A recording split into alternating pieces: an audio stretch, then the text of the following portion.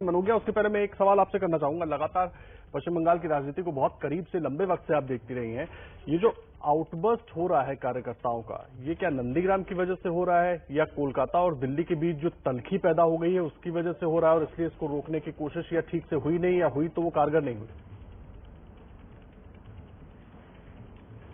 Old habits die hard, अंग्रेजी में ये एक फ्रेज है जिसका इस्तेमाल किया जाता है ये एक्सप्लेन करने के लिए कि जब कोई आदत बहुत ज्यादा पुरानी होती है तो उसको जाने में बहुत समय लगता है। कुछ ऐसा ही हाल बंगाल का है।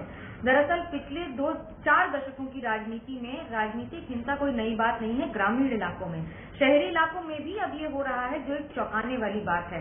अगर बेलिया घाटा, दक्षिण कोलकाता के इलाकों में हारे हुए एमएलए के घर जला दिए जाएं, उनके घर में तोड़फोड़ हो, या शहरी इलाके जैसे शिवपुर में किसी मुस्लिम की दुकान को तोड़ दिया जाए क्योंकि उसने बीजेपी का झंडा थामा था, ये पहले नहीं देखा गया है। इस तरह से ग्रामीण इलाकों में होता है।